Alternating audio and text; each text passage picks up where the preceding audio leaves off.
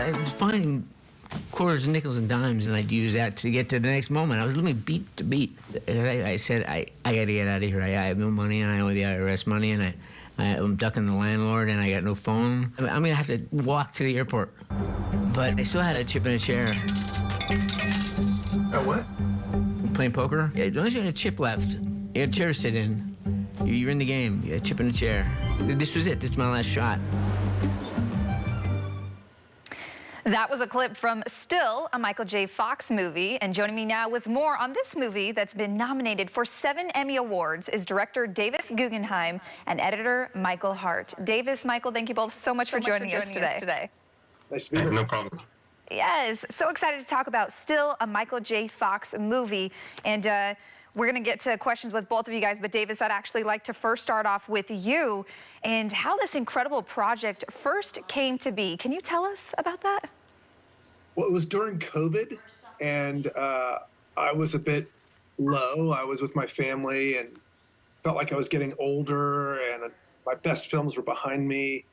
And then I read his book, and I found incredible joy and great storytelling, and his look on life as someone who struggled with something was a strong message to me. And I said, wow, that could be a good movie to make. And then I pitched it to Apple and said, I want to tell a different kind of movie, something with a wild ride, something really fun. And they said yes, and we were off to the races. And you were off to the races. And then there's Still, a Michael J. Fox movie was born. Now, Michael, I'd like to throw it over to you. When did Davis approach you, and how did he get you on board with this specific project? Oh, I think I approached him because I grew up obsessive. I'm a Michael J. Fox fan, obsessively watching his movies. I mean, Back to the Future I've seen maybe 150 times, who knows. I got the picture with Michael J. Fox at Comic-Con. I met him before I started the project. I'm that guy. And I was working on a project called Three Identical Strangers. It was another documentary about 5 years ago when we were watching a huge amount of Michael J. Fox movies as we were watching it, because it feels, and Three Identical Strangers is a bit like a 1980s movie. And then we approached Michael as we were making that to see Michael J. Fox. We thought, let's think about making a documentary about Michael J. Fox. And Davis was already ahead of the game, and so we got in touch with him, and he needed an editor, and again, we were off to the races, you know. Amazing. Well, it's incredible that the two of you came together for this specific project. But now it's a documentary, and oftentimes when people hear documentary, they think of just one format. But what makes this documentary a little bit more unique? One of the things we wanted to do from the beginning is surprise people. I think a lot of people think, well, this is a documentary, it's going to have talking heads, or this is going to be a film about Parkinson's, it's going to be super sad. And we wanted to, the minute you sit down and watch this movie, you feel like you're, on a wild ride in the 80s, and you're living with this short kid from Canada that wants to become the biggest star in the world, becomes the biggest star in the world. And then this crazy diagnosis happens, which changes his life. So I think when people watch this movie, they'll be pleasantly surprised. And Michael, for you, when it came to the process of kind of getting in on this project and making it unique, like Davis just mentioned, what role did you play in kind of putting that twist on this? Well, I had seen every movie he'd ever made and every TV show. I mean, I kind of watched it all over again for Davis and for Concordia. But so I knew the material inside out. And as we were editing it, I could draw on that experience, and I could draw on all the shots that I'd remembered from different parts of his movies. And I think I'd never seen that kind of technique done before. And so I was slightly wary about it, but Davis was very confident it would work. And we had a viewing with Michael J. Fox and kind of showed him the idea that we were playing with, and he loved it, and Davis was right. And once we did that, once we had that viewing, we could attack it with confidence, and to just to play with the material. And it's kind of, to be unique with the storytelling was very important, because Michael's such a unique character and his story's so special. We had to go above and beyond and do something different to tell his story as best we could, I think. And what do the two of you hope that this movie or this documentary really conveys to the audience about Michael J. Fox, or maybe just in general his journey after seeing it? Michael's approach on life speaks to me. I had a long Zoom with him yesterday. I hadn't seen him in a while. We were just chatting and talking football.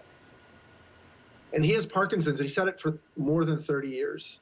And it's a disease that's really difficult. It just gets worse.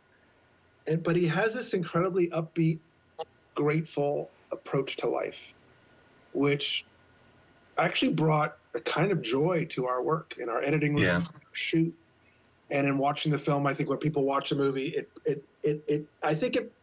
to me, it brought joy in a really difficult time in my life. And I hope that when people watch that, they find that too. Amazing. I completely agree. No, please, Michael, continue. I'd love to hear your opinion as well. Well, the thing I learned, I learned two things. One's very shallow, that he has Irish ancestry, which was huge for me because I'm Irish. And the second thing, I think his grandmother was from Ireland. The second thing is just how funny he is and how he approaches life and uses humor as a weapon. And it's a really powerful kind of message in any film I've ever worked on. I've never had that. And he used humor to kind of beat the bullies at school, and then 20, 30 years later, he used humor to kind of disarm the bully of Parkinson when it came at him in the early stages of the 90s when he was diagnosed. And that's to me, I'll carry that forever. Just, find the humor where you can to deal with the situation. Well, the film has already received a lot of notoriety, 7 different Emmy nominations. Congratulations to the two of you. Oh, thank you. How good does that feel? It's wonderful. There's so much love for Michael J. Fox that I think we're carried by that love. But also that we just got super lucky in terms of the people who worked on it. Michael Harte, who's, I've never heard people talk about the editing the way they talk about their work in the film. It really, people are like, the editing. It's like sometimes they forget the director was a director, but Michael was my true partner. We had so much fun, and the cinematographers, the sound design, all those things are often hidden from the experience. And for me, the gratitude is seeing this really talented group of people get seen and celebrated. Their work is incredible, and so that's the gratifying part.